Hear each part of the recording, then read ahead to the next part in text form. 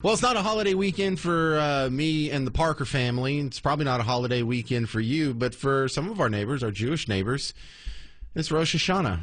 And there have been reports of some beefed up security because there's a terrible pattern of some of the Mideast turmoil spilling over into our shores. Is that going to be a big deal around here? Let's ask my next guest. Alex Del Carmen's back on the James Show. And Alex, have we done anything in Dallas that we know of to step up security for Rosh Hashanah? Good afternoon. Yeah, absolutely. I think we're doing that all over the state of Texas and all over the United States, really. And obviously law enforcement is keeping it at a low profile because we don't want to tell people what we're doing. Yeah, and I am guilty of not being aware of the issues going on here. And in fact, my producer booked this, and I was like, why are we doing this? And then I did a Google search, and I said, oh, okay, this is why we're doing it. There's a report that came out today. Some gunman went into the home of a Michigan rabbi who was having a Rosh Hashanah gathering at his house. That just happened last night in Michigan. So, yeah, I guess this is a thing.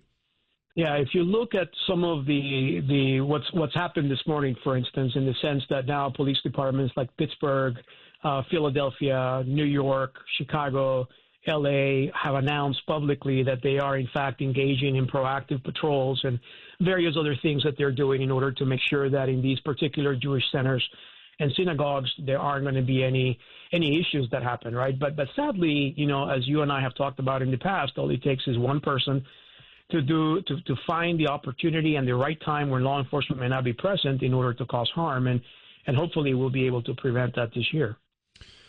Well, Rosh Hashanah, it only lasts for a couple days, so if nothing happens like today or tomorrow, does that mean we're in the clear? Not really, because we also have another 2 Jewish holidays coming up. And then not only that, but also I would say that this is just basically the alert of, or the, if you want to call it, preamble to a season, given the Middle Eastern conflict, that everybody has to sort of be on the lookout for. And I would say that it's not even specific to Rosh Hashanah or anything else, but it's more specific to the Jewish community, given the conflict in the Middle East. Are you Jewish?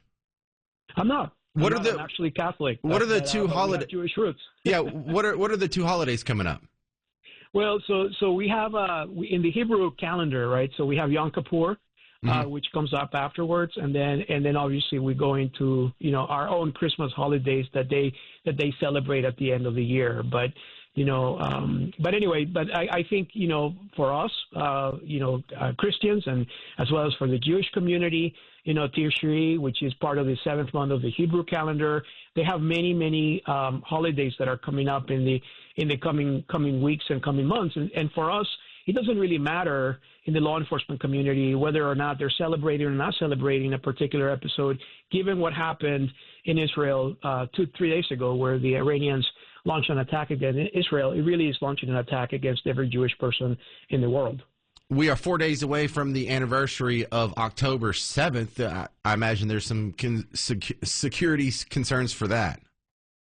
Absolutely. And I think that, as we've seen on 9/11 and we've seen in other significant dates for terrorists, when they do look at the calendar and dates are meaningful to them, right? And then not only them, I would also worry about those individuals that are the lone wolfers that are simply sitting down in front of the computer being radicalized, that they want to be inspired by a certain date and commit some sort of a crime against good people. So, these are interesting times, definitely. But as the conflict in the Middle East gets worse, our protection is going to have to be tighter in the United States. Right, and then you add the historical perspective of how long have we been doing this, coordinating attacks on holidays. You see George Washington attacked Trenton on Christmas. You had the Tet Offensive, which was like the Vietnamese New Year, the Yom Kippur War.